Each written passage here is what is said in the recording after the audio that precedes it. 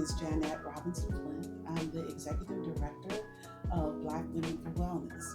And we have a little podcast called I'm Just Saying, Two Black Women with Opinions. Today is three of us. It could have been four because my partner is Adjoa Jones, and she is also a community activist in this community of Los Angeles. And we've been doing this podcast just to share some opinions, some insights, some stories, some laughter, some joy, some facts about Black life in Los Angeles. Sometimes it's about Black women for wellness. Sometimes it's about maternal and infant health. And sometimes I'm just saying it's just two Black women with opinions, talking about whatever we want to talk about that is striking us right now. So today I am happy to welcome you to the microphone, to the seat, to talk about our environmental justice program. So Black Women for Wellness has been doing an environmental justice program. It feels like about 10 years now. And it started with a brother named Dr. Tyrone Hayes. And he invited us to do a purse check for chemicals in our purse. And we were like, there are no chemicals in our purse. No problem. Let's do this. But little did we know that the makeup, the moisturizer, the lip balm, all of those are chemicals. We just had not thought about them in that way. And then he indicated that we probably used at least 26 chemicals before we left the house in the morning. Not us, I said. And so that body wash, the toothpaste, the deodorant, particularly the deodorant, all create this chemical concoction in our bodies. And that's what got us to thinking about environmental justice as it intersects reproductive justice. So fast forward, here we are in 2025, and now we have two windows or strategies under our reproductive justice program. So the first is our beauty justice, where we still look at the chemicals that we are overexposed and underprotected from. The chemicals we use on a daily basis in our daily routines, in our cleaning routines, in our beauty, in our hair routines. And then the second side of that is the built environment, environmental justice. That's when we talk about plastics and oil drilling and water. And both of those programs are getting to be really robust at Black Women for Wellness. But one of the things that we noticed along the way is that Black women weren't entering the field. And we were trying to figure out why aren't Black women entering the field. And what we learned is that you need an invitation. You need an invitation into the field. It's just like any other field, right? You need that mentor. You need that entry level position that gives you support as you learn the field. Sometimes you need that education so you can get the classes that you need, those STEAM classes, as I call them, the science, technology, the engineering, the art, all of those classes. So as part of our work with Black Women for Wellness, we created this fellowship program. And with the fellowship program, what we hoped to do was catch people as they were leaving post-bachelorate or post-doctorate to give them that entry-level invitation into the environmental justice field. It could have been on the build side where we talked about plastics or water or oil drilling in our backyard. And it could also have been on the beauty justice side where we talked about how we expose ourselves with these chemicals in our personal care and cleaning and routine everyday life. And for those two people, that was Camille and Sophie, who are our first set of fellows, we thought they needed mentors.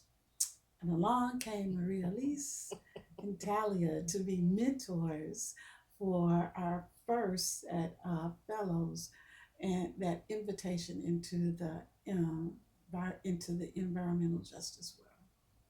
Thank you all for coming and talking with me about this. Thank you all for being mentors. And could you just give me a little bit of the background about how you got your introduction into environmental justice and where you are now? Big questions, I know. Go ahead. Okay, we'll start with Marie-Alise since you have been voluntold what to do. Let's see. I grew up in South Central Los Angeles, the Florence Firestone area, um, uh, just about a block and a half from Alameda. Mhm. An Alameda corridor. When I was growing up, everything was at grade, so the railroad tracks would go steaming, well, not steaming, with their diesel motors going by, and along Alameda was a lot of heavy industrial. There was a glass works that blew up when I was a kid, and all kinds of stuff that's going on in that whole industrial area that my family actually moved into 1947 or 1949. I can't think of the exact year, maybe 1949. They were the first Black people to go into that area, which was like this strange area. Like, it wasn't quite redlined, but it was definitely working class whites, working class Chicanos, and then my family comes in and says, "Hello." Let's introduce some Black folks to this mix. Exactly. And then across the tracks was a sort of like a sundown town, was Huntington Park. So it was like this very interesting dividing line with the train tracks. Mm-hmm. And then my grandparents eventually bought a home on 69th off of Holmes, which is between Florence and Gage, and we were a mile from their place. And they also had railroad tracks going up and down, which is now what used to be called the Blue Line. I don't know what that line is called now, but it's a line that runs from downtown to south. Yeah, Mm-hmm. yeah. And then so that was a part, the railroad tracks represented so many things. But as when I got older, moved out of the neighborhood, and I was just always very interested. I mean, I think a big part of it was the oil embargo in the 1970s and turning off the lights and just becoming aware of environmental concerns. There's just something that just grows in you, I think. Maybe it's just the right people saying the right thing when you're very young and it sticks with you. And when I became a parent in the late 1980s, my kids were in cloth diapers and I was using cloth napkins and really just thinking about these things that were touching our skin, which is the largest organ of the body that we often think about, because we see the commercials for, I don't want to say any names, but this lotion and that lotion and this hair product and this thing, and think about everything that just permeates into our. Mm-hmm. And I am also very cognizant of the fact that my family is a lot of things that are illnesses that just I think they're a lot from the environment, Mm-hmm. and just being a nature lover, going hiking and seeing how clean and amazing nature can be and what it feels like to breathe in a forest versus standing on Florence and Breathing in exhaust. becoming And diesel. nauseated from the diesel fumes, like, whoa. And the noise too, because there's the environmental concern. I think we need to talk more about that too, is the effect of noise on the psyche, on the mind, on the ability to concentrate, on the ability to just be calm, to calm yourself. I don't see anybody can calm themselves when you've got a big rig going down the street. Yeah, and I think that's part of living in urban environments that we forget about, especially in communities of color where we have helicopters, and lately the heavy war helicopters over us, and the railroad tracks and the trucks that go through our community. Who invited you into the environmental justice world? Oh, that would be the lovely Sophie Silla. I was, I think, subbing. I used to run the Crenshaw Farmers Market. I ran it for almost a decade, and I was sort of in and out, sort of at the very end as we were getting new people to come in, and I was transitioning into an urban ag program that we were trying to develop. And I met her there one day, and we just got to talking about plastic in the environment and how I found myself talking to my neighbors about trying to recycle more, because I would notice that oftentimes we were the only recycle bin that was out for trash day. It's like, come on, this affects us more than anybody else. It's not that hard, So I found myself talking to people and becoming the hippie, freaky person on the block, talking to people about recycling. But we had a really great conversation, and some months passed by, and she contacted me, and I went, oh yeah, I completely sort of forgot. So, Talia, Tell us your story, your origin story. My origin story. So very similar to Marie-Alise, I think the way that I was raised and how I grew up impacted what I focused on. My father comes from Los Angeles. My mother comes from Northern California, both from major cities.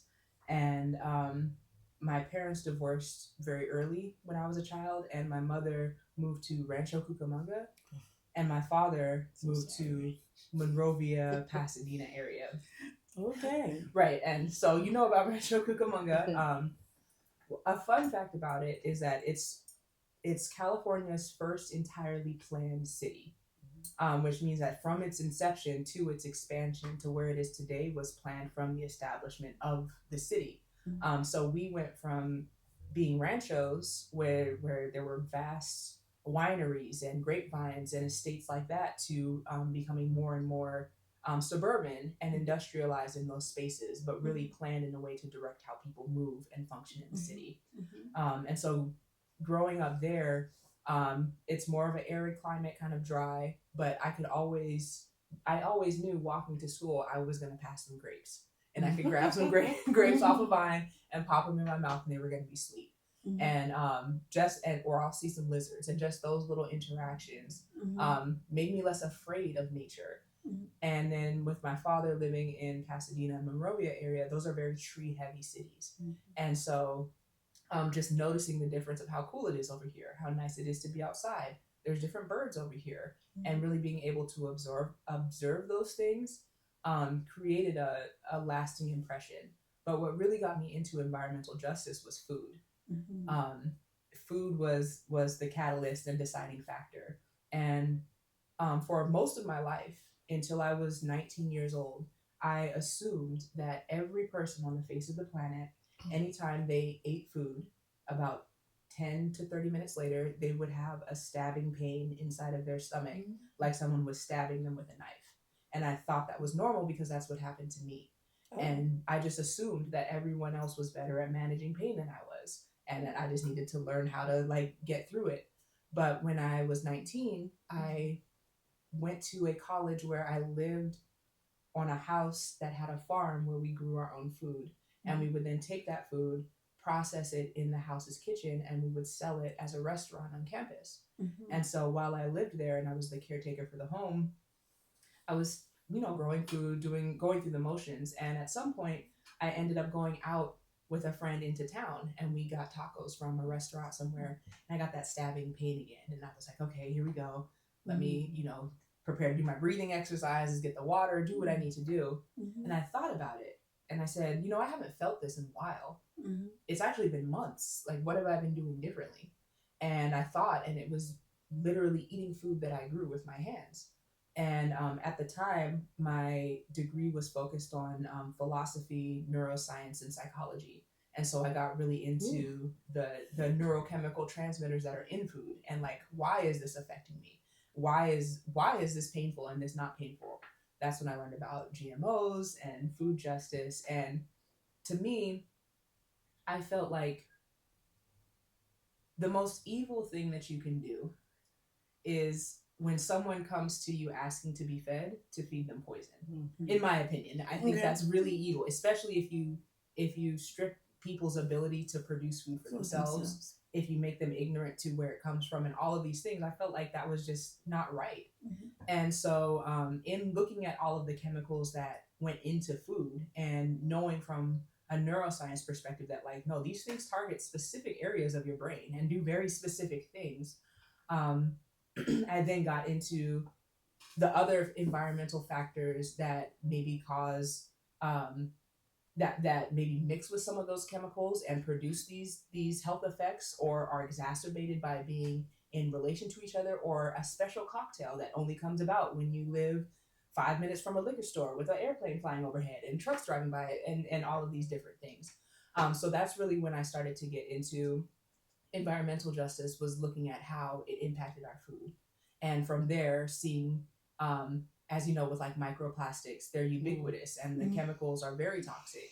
And but yet 100% of the people on the planet. And it's not unknown. This is not, it's not pseudoscience. It's not a guess. We know these things are toxic. Mhm. And so if we know that they're toxic, then we can identify them. And when I've taught myself and learned how to identify them, I begin to realize that how many things they were actually in. Mhm. And I think that's really what pushed me into environmental justice. How long ago was that? Ooh, make me age myself. No, I started. I got you. It was 2009. Well, no, 2006. So we're Okay. going on almost 20 years now. Okay. But I want to say now, but that if both of you have this relationship with food and food justice, Yeah.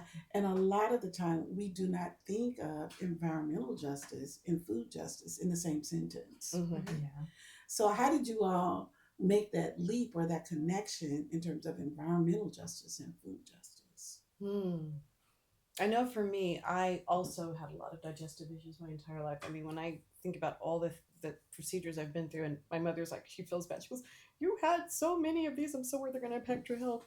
But nobody ever talked about the environmental impacts and the food that was there. And we were growing, this is the interesting thing. We started growing our food. So the houses that I was speaking of in the Florence Firestone area, they have deep lots, and so we had a deep front lawn, front yard that we dug up. My grandmother and my mother were just sick of like having to go to Huntington Park or going west to find the foods that they were used to eating. And I do come from farm people from Louisiana, so we did that with our front yard. My grandparents dug up their backyard, and my grandfather built a smokehouse for my grandmother, and I used to help stuff sausages. But years later, then I find out that all the soils in Los Angeles, and particularly where we were contaminated. Yeah, from the trucks and the and all the fires and stuff Yeah. at the plants that were like, we could see the plants from our from the roof if we got up on the roof. I really just started to make that connection, but especially having had a child, and I had a child, I thought I was so grown, I was a lot older than the people in my family, but mothering today starts so much later. And but I was still very everything.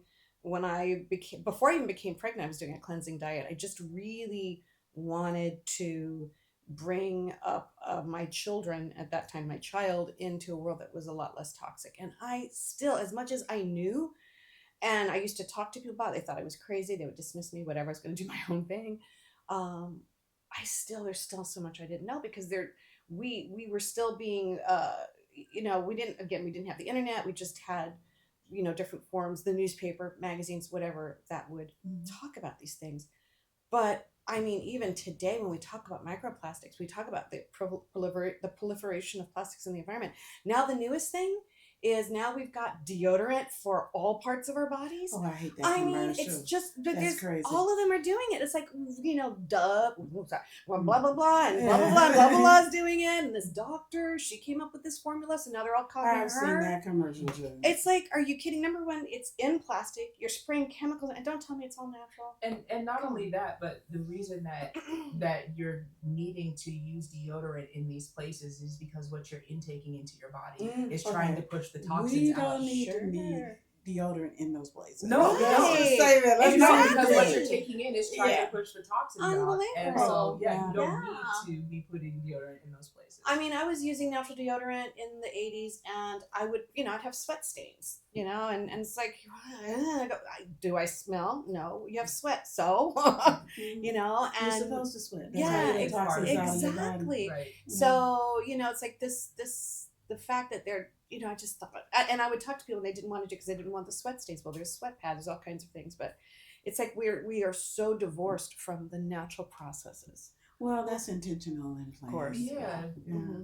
I think like our definition of progress in this society is how far we can get from nature and how much we can control it. So like you have to you have to subjugate your bodily processes, because that shows that you're evolved and that you're a high level human being.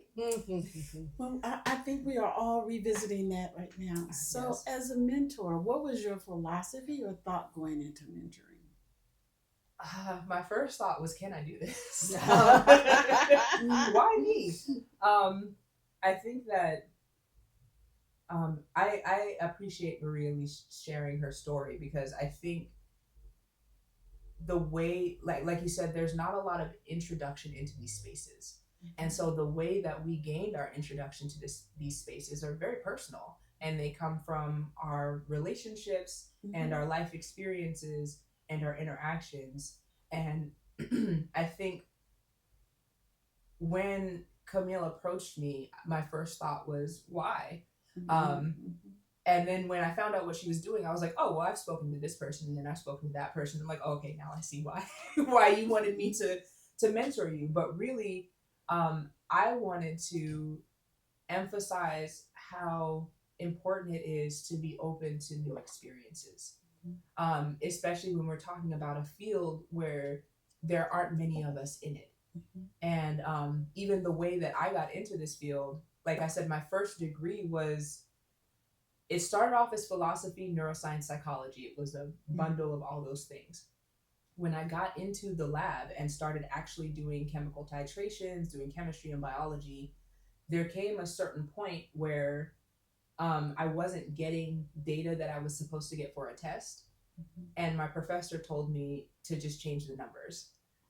And change the numbers. well, it was I don't mean an exam. I mean like a lab test. Yeah. And he was like, just change the numbers. And I said, what? That's No, that's the beauty in that Right. research. Right. Wow. And it was a simple chemical titration. Like, we knew it was supposed to happen. But he told me to change the numbers. And I was like, and it was because I had been in there for hours trying to get this thing to work, and it wasn't working right.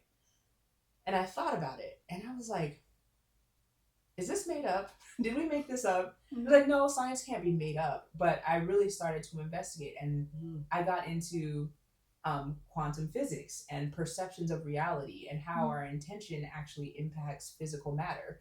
And basically, when I ran the numbers, at best, a scientific prediction is like 60% accurate at best, which is slightly better than a coin toss, right? So what makes it slightly better is not that it's any more true or any more real, it's that we expect it to be true, because our expectations actually have a physical impact on reality. Okay. So when I came to that understanding, I said, okay, so this works because we believe it to work, and we have a way of explaining how it works that makes sense to our minds.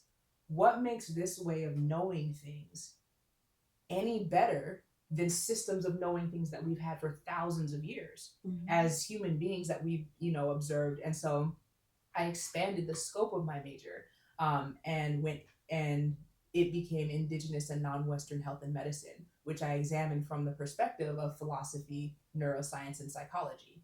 And so I studied with traditional medicine practitioners. I lived in China and worked in a hospital in a traditional Chinese medicine ward. I also worked with Native American elders from here, and I studied neuroscience and psychology and all those things to compare. And it was in doing those things that I realized, like, I'm actively co-creating my reality.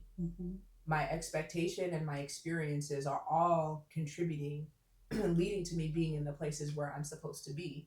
And so when I thought about mentorship, the best advice that I could give was to be open to where you're supposed to be, because the path will appear when you take a step.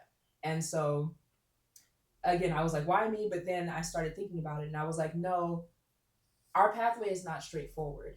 Some people are legacies. If you look at, like, for example, water managers, people who manage the water systems that control municipal water in our city.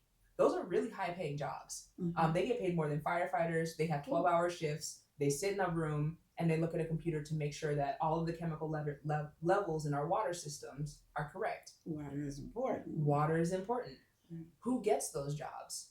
Usually they're grandfathered in. There's like very specific courses that you take at training colleges, community colleges, that prepare you for this high level paying job, but people don't really know about it, because do you think about who's controlling your water? Yeah, wow. Right. So some people have a family legacy in this field, and it's like, I'm going to show you how to do this.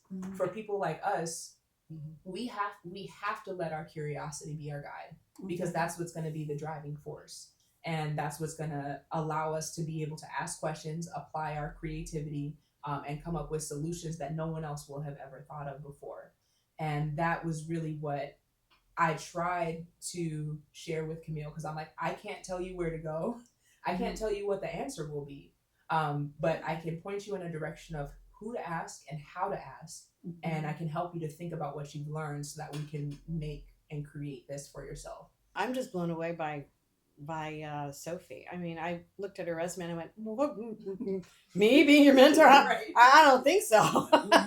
But then I just sort of stepped back and I thought, okay, you've been doing this for a while, and we tend not to look at ourselves through the lens. At least I don't. I don't look at myself through the lens of other people. I really have to step back and look at myself and said, okay, I can handle this. And we didn't talk about anything that was so out of the realm for me to be able to speak about. And it was just really great because we were talking about life and life choices and what communities are given, what's expected of communities despite discrepancies between what they get and what they receive. And it was just such a great meeting of not just minds but souls, because I really felt connected to her, and it was just really, really great. And if I could, I would adopt her because I don't have any daughters. Said the same thing to her. I just want to adopt all the amazing young women that I meet.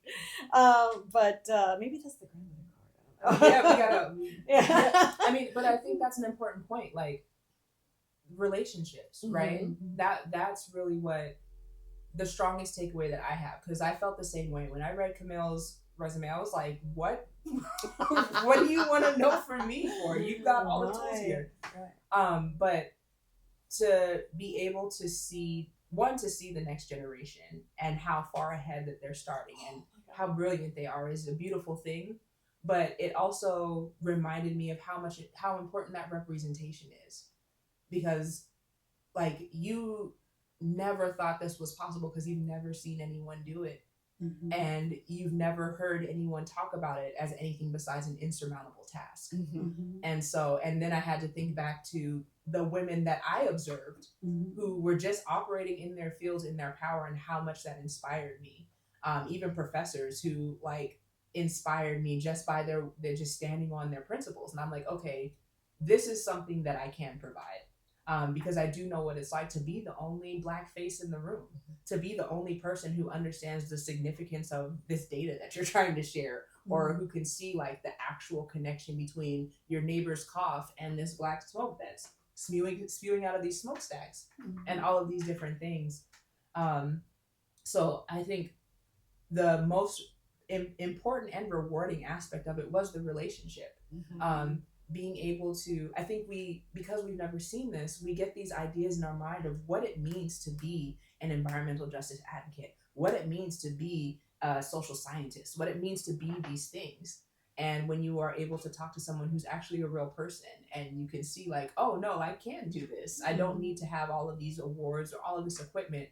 Actually, I've done everything that I need to do to get to this point. I think that that's something that I pull inspiration from what's been given to me and what I hope to give to my mentee, but also being inspired by her. And like, look at what you've done. It is a two-way relationship, and I think sometimes people forget that because there's always something for the teacher to learn. Absolutely. Right? So you remind me of another question to ask, which is, who mentored you? Drop names. No names? No, I said drop names. Oh, drop names. Okay. I will say it was definitely not one person. I had the benefit of being adopted by a lot of mothers of the world. So I think specifically in the field of environmental justice, I had a professor who was actually in urban planning. Yeah. She was an urban planning professor, and she challenged me to think about the built environment and who it's built for and why and how. And in challenging me to think about that, she challenged me even further to like design spaces for my community. And up until that point, I had always been very unsure of how to interject my Blackness into my academics, because we know the ivory tower, and like, you don't want to be seen as this angry Black woman, but also these things are important. at the same time, you don't want to be the spokesperson for your entire community, because you're not. Mm-hmm. And so this professor really showed me what it looks like to stand on your square in the academic space, Mm-hmm. and hold space without being the authority in that space. Mm-hmm. And learning that, I would say, was very empowering. The other mentor that I had was the Seed Lady of Watts. She taught me about food systems and getting into global trade and how to interact with U.S. suppliers and be a global supplier on a larger level. Mm-hmm. And so through her mentorship is how I developed my business. Mm-hmm. And my business model is we work with producers in underserved communities, whether it be farmers or people who want to create a product. And we teach them how to make it meet FDA standards so that it can be shipped internationally. So I work with people in Ghana, Nigeria, Cameroon, South Africa. What's the name of your company? It's called a Coben & Co. Okay. I'll give you the information later. Wow. Marie-Alise? Oh wow! Because I come from another profession before coming into this. There was my life and my whole journey as a person. Understanding the link between environment and health and food equity. I was sort of I was of a certain age by the time I was really doing this kind of work professionally. And so when I think of mentorships, the one person that does come to mind would be Dr. Rashida Hawk. Mm-hmm. We started Seeds of Carver Urban Farm Collective together, which we recently don't have anymore. The land, it was a long story, but the owner was suffering from a certain disorder that kept her from really understanding that she needed to create legacy. Mm-hmm. and that was something that we couldn't figure out why for the longest time. We thought, oh, that's what's going on. Mm-hmm. So we lost that plot, and we hope one day to, we think of Seeds of Carver as a sort of philosophy as well as not just a physical place. Mm-hmm. But Dr. Rashida Hawk, I think she's a few years younger than I am, but she is amazing. She was the first Black woman to receive a biophysics degree from USC. And I think of that as a sad thing, but she was, the only, the first. Mm-hmm. And then she was working at Caltech, where she got to work with Stephen Hawking. Mm-hmm. And she went back to school, and she was always between teaching everything, and she jumped into epigenetics. And then she's now an MD. So she's expanding her work, and she's done a lot of work. And, and toxins in the environment, lead in the water and soil of Watts and things like that. She is amazing. I'm in awe of her. She brought me in to get a little bit involved with the Women's Earth Alliance, and she was the co-programmer of Black Girls Green Futures, which, making more Talias or opening up more doors for Talias. And again, going back to what you were saying, coming up there, I didn't see a lot of people look like me in this field. So I was very, I could be your mom. There's just years where you don't see anybody that looks like you, and whether it be TV ads, people, actual doctors. When you do, it's like, oh my God, it's a Black doctor. I hope you like me. Yeah. And so it's like the seeing all this. It just, oh God, it sounds so trite to say this, but it gives me such hope seeing all the true knowledge and that is knowledge into action that I see happening around me, because for years there was none of that. There's so many women, Talia, Sophie, Dr. Hawk, that just really inspire me and lead me to read more things and to expand you're constantly learning. There's no experts. You're always learning. Well, I appreciate you all, and I appreciate the energy and life you gave to our work here at Black Women for Wellness and our environmental justice program. We learned a lot from you all. We hope you all stay connected. We plan on it at any rate. And we are looking forward to our next set of fellows to to see what wings they develop to fly, Mm-hmm. right? Because there is so much work yet still to be started, Right. just to be started, Absolutely. right? So, and appreciate the knowledge that you all shared with me today. Also, I've learned a lot. Thank you for having this program, Yeah. because it's needed and it's beautiful. And I part of the reason that Camille asked me to be her mentor was because I had worked in the community that she was working in before, Mm-hmm. and to see her share with the community about something that I know has been on their minds for decades, and to see her put it together so nicely and beautifully and make it accessible and everyone could just touch it and make it a multi-sensory experience. In addition to that, like, I'm just blown away. I'm so proud, like, and so grateful to be part of this. She put together a little room spray.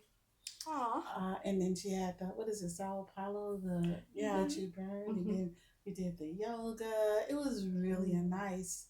And I think she even got some coverage in the Sentinel about how our communities are really reclaiming what they call Kenneth Hahn Park, that land right there. And when I looked at Sophie's project, I was like, oh, I gotta read 36 pages. This is research, right? This is history, right? But we need that.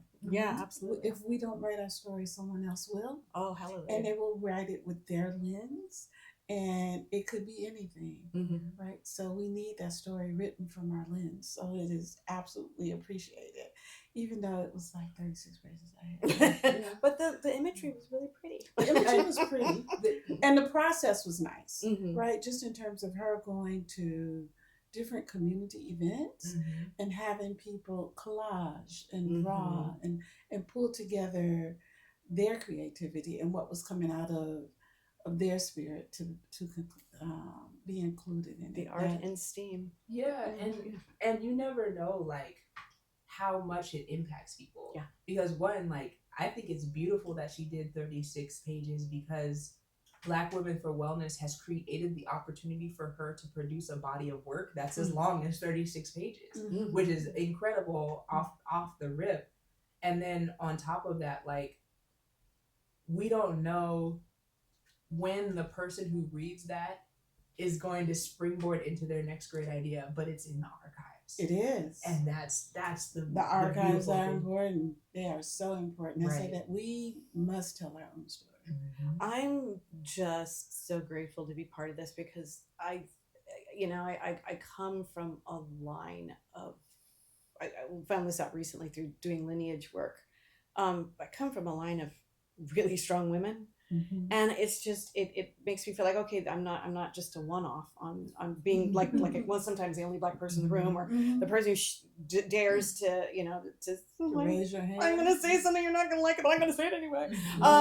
Because then I go, oh, this person did this and this person did that, and being in this space and seeing the work that's being done. I mean, I'm sorry, the world needs Black female leadership so badly. Oh, desperately right now. And has always and will, because I think we are the people, we are the ancient ones, and what we have to say and what we've been through, what we've overcome, and what we forget about overcoming for a second. The fact that we thrive, that's what threatens people to this day. The fact that we thrive. Yeah, they can say, oh yeah, well, they survived this, but when we thrive, it freaks them out. Well, okay, I want to thrive some more. And celebrate some joy. Absolutely. We decided we would create an award, and we named it after a Kenyan woman who Matu, who her vision was to create a whole patch of trees across the continent of Africa, right? So, and that's the part I appreciate about Black women, is that creativity, but the visionary part. And our history and our visions are important, and I hope that's what we keep doing with this program, that we keep planting seeds, right? That we keep watering those seeds so that vision and that history can be recorded. Absolutely. Okay. Absolutely. So our next cohort, fellows, begin in September. Woohoo! September 2025. It's a 9-month program that goes along with the school year. We have filled those positions right now. So if anyone is interested in being a fellow, stay in touch. Stay in touch with Black Women for Wellness. You can find us at bwwla.org. And while we have our 2 fellows coming up, I am sure that we will find space for Black women who are seeking to enter this field, so they can grow too.